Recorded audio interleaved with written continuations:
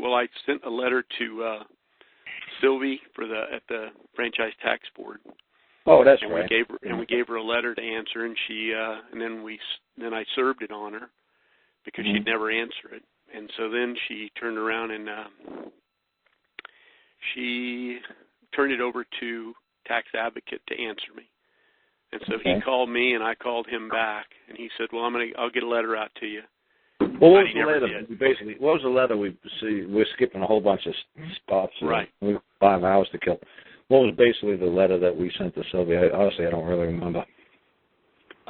We're all the same. I mean, my stuff always basically reads the same, but what was the letter that basically?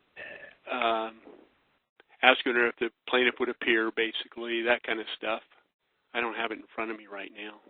Well, you could take your time because, like I said, Bali was with me the day I wrote to you back in December, like December 10th. And I said, this poor guy, Bill, he keeps sending me letters back and forth to me. And it's always filled with either extortion or communicating threats. And I said, he's going to get himself in trouble. He's a real nice guy, real mellow. He's got a nice golden retriever or something, a golden lab or something like that. And I was like, you know what, he's a real nice guy. But the letters are very threatening. And he could get himself in a lot of trouble if he sends it out the way he wrote it. So I've been trying to talk to him for, February last year.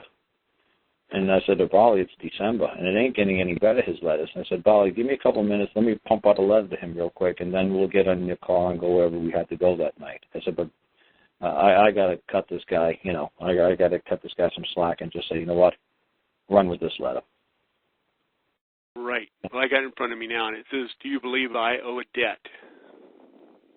And do you or the Executive Tax Board or Franchise Tax Board here accuse I, a man, of a wrong for a failure to pay on a lawful debt? Okay.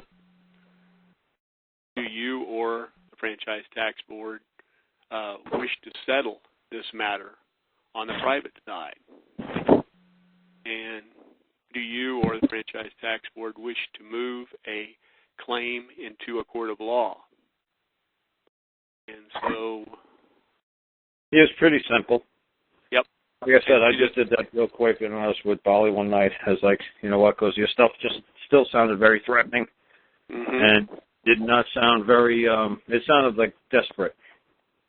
It didn't sound like you were coming from a point of a position of power or authority. Okay. It sounded like you were begging to them or it's when you have to make a threat. To me, that means that you're out of control. If it sounds like you're threatening, it's like, well, are you threatening me? Oh, you got to do it. Oh, really? Oh, what? You better be able to fill in the old what when you communicate a threat to a government agent, and you ain't got nothing that they're scared of. Believe me. So you better not communicate a threat with any government agent.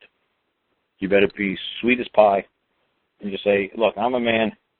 Do you believe I've done wrong? You do know you are talking to a man. You do understand that.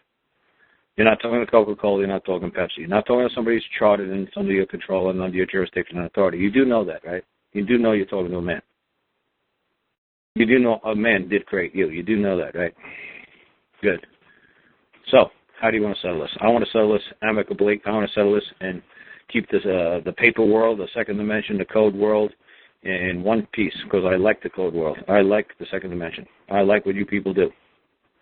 But now you're trespassing and now you're causing me harm and I'm going to require you to back off. That's it. But anything else I could assist you with, let me know. And it's very simple, very nice, very pleasant, very boom, boom, boom, boom, boom. And I haven't said a damn thing different in over 110 shows. I have no idea why I'm doing this again on 110 show. No idea. No idea. The story hasn't changed, not one iota. People go back and listen to my stuff on my shows and then other people's shows and people back on Angela's shows and shows before I did on Angela's shows with other people on restoring the Republic shows. And they were like, Carl's stuff hasn't changed in all these years. No, Carl's stuff he still says the same over and over and over. That's right. Like I said, thank God my mom was a federal agent and my Uncle's way up there in banking. He's about as high as you could possibly go. And they're nice, decent people. And they'll give you the shirts off their back. And when they did this Occupy Wall Street, some of the kids went up to Connecticut, to like Greenwich, Connecticut, and occupied the bankers' homes and occupied the front lawns and stuff. And the presidents of the bank came out and made barbecues with the kids and gave them lemonade and soda pop and said, the kids like, holy shit, you're just normal people like my mom and dad. Yeah, we're just normal effing people. We just do our job and go home. We don't worship reptoids. We have no idea what naughty is. We like the Tom Hanks movies as much as the next guy, but you know what? Honestly, we don't know what the hell's going on. We just do it for a paycheck. My uncle did it coming through the ranks of being a bank teller. There was no special indoctrination for him when he became the president of a bank. I talked to him a couple of years ago, and he says, I got no idea what you crazy guys are going on about. Not a clue. He says, the paperwork comes across my desk, I make sure all the boxes are filled in, I see that everything's filled in, everything reads proper, and I stamp it, put the seal of the bank on it, and hand it over to the legal department. What they do for it with it. So I couldn't care less. I go home and eat some Scooby snacks and watch a basketball game like a normal guy. You don't pray to no reptoids. But this is the other thing. Like I was saying, when I first had that problem with angry people and the way that they were treating other people or even me, and I just can't understand the mentality, which person brought them up to think that you can be horrible to somebody to get something.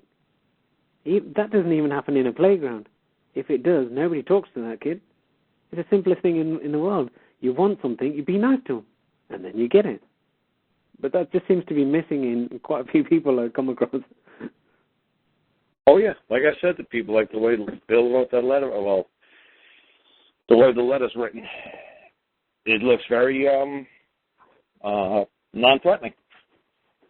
It looks like I'm going to kill you with kindness.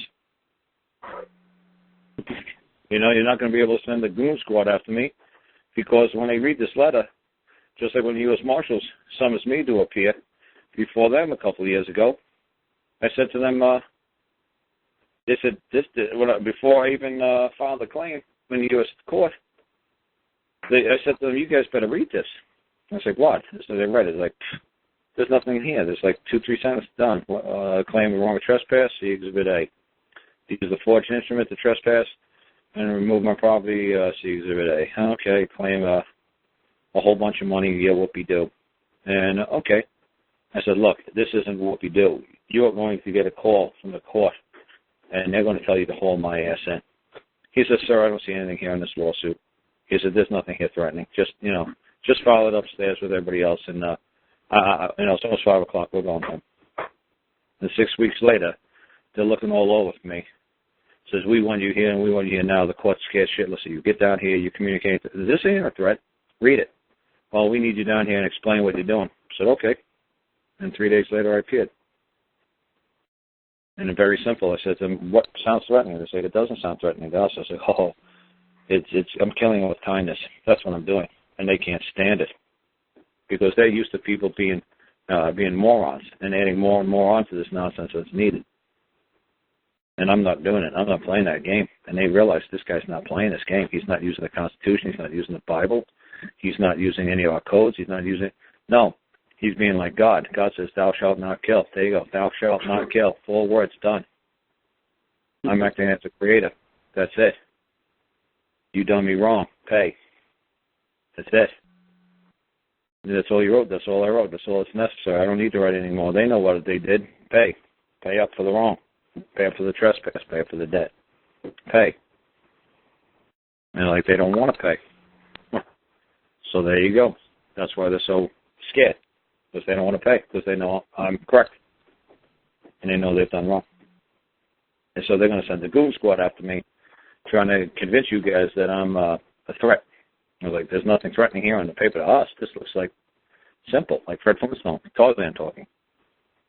Like, yeah, basically simple. How could this be received as a threat? I said, except that they know exactly what I did, and they're scared out of their minds. So like, oh, wow, this is like really simple. I said, yes, it's too simple. And thank God the U.S. Marshal said to me, he said, look, you know what? If you could help people get back their children, Can you try to help little old ladies stay in their homes? Because we really hate having dragged little old ladies out of their homes because the banks foreclosed on them, whatever. And that's the worst part of our job is we got to go up in these mountains where we live, and we see these people all the time, and we got to throw these women out of their homes. Is there some way you could try to help these old ladies deal with foreclosures and banks? I said, sir, I'm just one guy. I said, I'm just trying to take on children right now, but I'll see what I can do. You know? So like I said, they're not bad people, U.S. Marshals. They're not bad guys. They don't want to take the little old ladies out of their homes either, but they don't know what to do. So I'm trying to teach people what to do. It's like, now I see what Carl's doing. Oh, now we see. So hopefully even the U.S. Marshals who are listening, good evening, guys, will be able to help little old ladies. Listen to our stuff and help little old ladies out.